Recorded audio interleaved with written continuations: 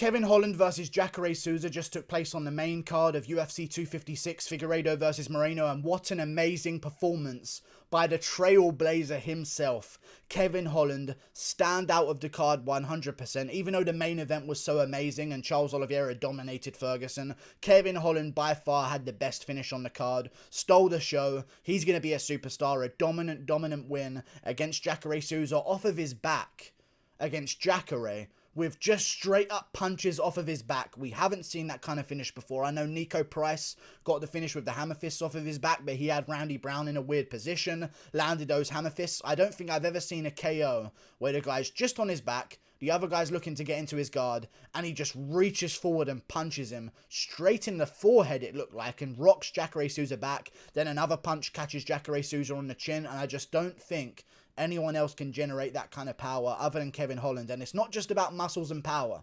When you're on your back, I think having long arms is a huge benefit, because you can get leverage and you can create space to land shots and create more distance to travel over that other fighters just can't because of your range. Kevin Holland is so dangerous off his back now, and I do want to mention this.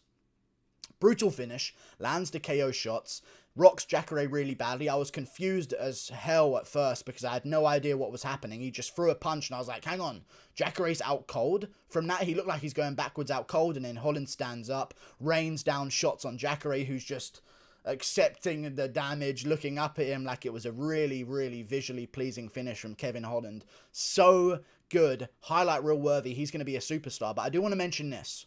A lot of people will only look at the finish here, and they will only mention the finish. I'm going to mention more than the finish, because a lot more stuff happened in that fight that wasn't really given credit for. Kevin Holland's elbows off his back against Jacare Souza, who he almost triangled. Imagine if... I know the KO was good, but I think for me, as a fight fan, I've seen KOs that are crazy before in my life. I could get over it. If I saw Kevin Holland triangle Jacare Souza in the first round, I think it would be more crazy than this. Like, that would really be Kevin Holland is a monster. We didn't see this kind of Kevin Holland against Gerald Meerschaert. He almost got choked out 4 times. Some people gave Gerald Meerschaert that fight in the grappling exchanges. Gerald Meerschaert. So this Kevin Holland, over this past 2020 year, that's fought 5 times with 5 wins, it's very clear to say at this point, he's a very different guy. And for him to find the power to KO Souza, and also I want to mention, other than the triangle, the guillotine was kind of close at one moment in the fight. I mean, he got muscled to the ground and taken down quite easily, which is what I thought would happen. But I didn't expect that kind of defense game from him on the ground. I thought he was going to give up position. Jacare would eventually grind him down into a decision in the 3rd round. Not a decision, he would grind him down into that 3rd round, then get the submission win there. I didn't see Kevin Holland doing this whatsoever, and I'm very surprised. I know I picked Jacare and it looks bad. He started the fight as a favourite. I want to mention, when I picked Jacare Souza, he was nearly a 2-1 underdog. I thought I had a really good underdog. Now my prediction looks worse because he was a favourite, but whatever. I thought Jacare Souza was going to get the job done, but Kevin Holland, the elbows smashing down on Jacare Souza's head. I mean, he might have been even rocked from them, to be honest with you. I thought Kevin Holland was going to cave in his head. He's got such long arms. Dangerous guy in the grappling exchanges. He's got good takedowns himself, and the stand-up is where Kevin Holland thrives. And on the ground, I mean, Kevin Holland might want to take things to the ground more often, because we saw this in Thiago Santos' fight.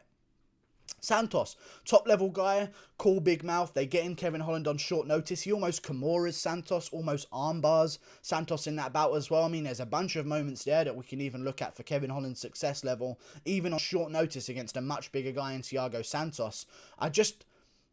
There's something about Kevin Holland. I said this in the fight. He's a black Deadpool. The lines that he came out with, I think I've had a dream like this before. He's genuinely... If I could think of a guy who would be Deadpool in real life, but not Ryan Reynolds, it would be Kevin Holland. He just is... He's very Deadpool humory. Like, I feel like he's... I know how Deadpool breaks the 4th wall in the films. I feel like Kevin Holland... He breaks the 4th wall in fights. Like, he makes it like it's an actual film. No one has those... Not just... I know fighters come out and Nick Diaz is so tough. He said, "Stack the motherfucker," before a fight started. Very intelligible sentences. Some people say, what the fuck is that? Conor McGregor comes out with a line. I've never seen someone make a funny joke. Not just a joke, but to say it like a joke, to make it funny like a joke, with Jacare Souza on top of you. I've had dreams like this before. He's actually Deadpool in real life. I love Kevin Holland. I'm sad about my predictions being wrong. A lot of them were this card because it was a crazy night of it was a crazy card in terms of predictions, in my opinion. There was crazy fights back and forth. A lot of underdogs came up big tonight. I'm sure a lot of people made some good money if they betted on them. But still, Kevin Holland, first round TKO, off his back, with punches, brutal finish. I just love Kevin Holland. I'm all in. I know I picked against him here, but I've picked for him every single fight this year. If Figueiredo didn't go ahead and do that in the main event, and arguably win if the point deduction wasn't there, but it was a draw, I think it would have been a rightful draw to Figueiredo. I say to Figueiredo, he's a champion, so he keeps the belt, I guess. But still, I think it was a rightful draw. It was a war, so they're going to give that a lot of credit. And plus, Deiveson Figueiredo is a champion as well, so I think they're going to give Deiveson Figueiredo the Fighter of the Year award 100%. But Kevin Holland's in the mix. If Figueiredo loses that fight to Moreno, I think Holland's the Fighter of the Year. 5 fights, great finishes, great fights, every single one of them. Never disappoints. He's going to blow up on Instagram, I know it, because his countdown episode. I know Adesanya has a cool build-up, and McGregor had a cool build-up because they said stuff and they predicted fights. And they said they were going to do this, and they showed up in the suits. There is not a cooler story in MMA than Kevin Holland's story, in my opinion. I don't care if Nick Newell has one arm. I don't care if this one guy's hamster got raped as a kid and he had to watch it tied up. Like, I don't understand I don't care what goes on in someone's life. No story can replicate Kevin Holland's cool big mouth. See what big mouth has to do. Shows up on short notice against Thiago Santos. Goes 3 rounds with a dominant guy in the division. Then turns right around. Beats the highlight reel guy in Buckley by highlight reel KO. Forget about Buckley. Tells Buckley to wipe blood off of his mouth, which Buckley does. Then KOs him stiff. Like, it's just Holland. He's like everything Adesanya wishes he was, in my opinion. Like, Adesanya wishes. With Adesanya, it seems scripted. With Holland, I genuinely think that's just how he is. He's just one of these 1 in a million personality guys who has the courage to do that kind of stuff. I think Holland's everything Adesanya wishes he was personality-wise. With Adesanya, it seems a little bit scripted.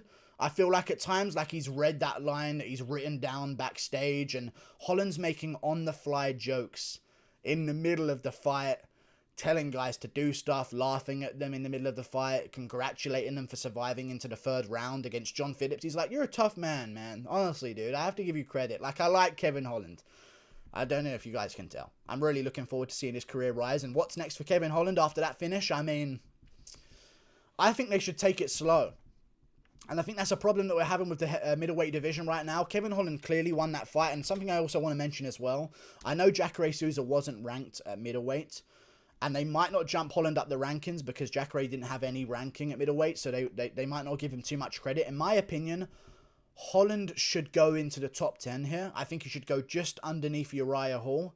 Chris Weidman lost to Jacare at middleweight. Not that long ago either. I think Holland should jump Chris Weidman at number 10. Put Holland at number 10. He's now number 15. Shift him up 5 positions. I know Jacare isn't ranked. Gastelum just beat Jacare, but Jacare beat Brunson twice. Brutally. So I think Holland gets a lot of credit for this win. Although he's not technically ranking-wise beating anyone in the rankings right now, I think I consider Jacare Souza and in the bottom end of the top 10 of the middleweight division, even if he doesn't have a ranking there. I think Holland should jump up to number 10. Then I want to see a fight between him and maybe a Ian Heinisch, Kelvin Gastelum winner. But I do want to see also, which could happen, Kevin Holland turn around and help that 257 card, because we need Kevin Holland so badly at 257, because I saw that card that they announced. I don't know what they're doing. The prelims are better than the main card, bar McGregor and Poirier. I don't know what they're doing. They're trying to crash McGregor pay-per-view numbers so they can make the assumption that, hey, we don't need you anymore, McGregor. Look at the numbers you bring in. I swear they're doing this. I've called it for the longest time. They are intentionally trying to crash McGregor pay-per-view numbers and sabotage them. I know it sounds crazy.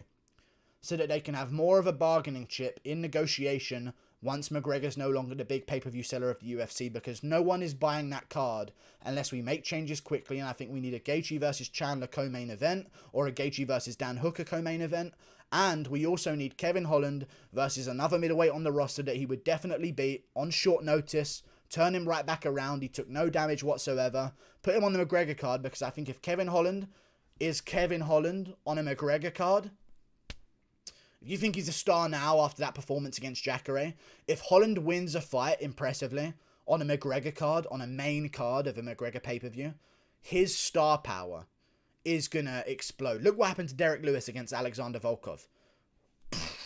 5 times the size overnight. Like, just massive explosion. Once you perform and have a great moment on a McGregor card, it can change your entire career in terms of how much you're known. So I think take advantage of Holland being the guy that he is, turn him right back around onto the McGregor card. I think we should have Gaethje versus Chandler as the co-main event. Shift off I versus just get rid of I versus Calderwood off the card. I don't even care about it. Shift it off the card and cut them both. In all honesty, I don't care. But still, put Kevin Holland versus maybe a Krzysztof Jotko. Just have him beat him. Because I feel like if we rush these middleweights right to the top of the division, like we've done with Vettori, what you have a problem is, I like resumes of people that are fighting for a belt. Okay, and with Marvin Vettori right now, if he beats the next guy who's going to give him a title shot, he's only got 2 good names on his resume that really matter to me in the middleweight division. I don't want Kevin Holland to beat Jacare Souza, then get Jared Cannonier coming off an injury, and then that's all we have to judge him from when he goes into a fight with Israel Adesanya. I want these guys to really build themselves. This is the only way we're going to fix the middleweight division, is if we don't rush these guys and let them marinate themselves. Holland is a real dangerous fight for Adesanya, but I think if they do Holland versus Krzysztof Jotko, he would 100% KO Krzysztof Jotko, in my opinion. After that performance with Jacare, he's definitely hit a new level. I think he would definitely beat Krzysztof Jotko, and I just say, why not do it on the main card of the McGregor card? We need help on that card drastically anyway. I think Holland's the right guy to add to it to make it a little bit better. But Kevin Holland gets it done. And Jacare Souza is cut from the UFC. Jacare Souza is cut from the UFC. Yoel Romero got cut, you know, for losing close fights to the champions. You know what I'm saying? Jacare's gone. Okay, and this is crazier to me as well. Jacare took all of Blachowicz' shots for 5 rounds, smothered him against a cage, and made it close. And Holland's just done that off his back to him, almost triangled him, almost guillotined him. I mean, I was proved wrong, and Kevin Holland is definitely the real deal in that division. I'll eat my words. I'm looking forward to seeing his rise. One of my favourite fighters in the UFC. He was before this. I can pick against a guy and still want them to win. I know people don't like that, and they feel confused, like, dude, you're lying. But I genuinely like guys, and I pick against them.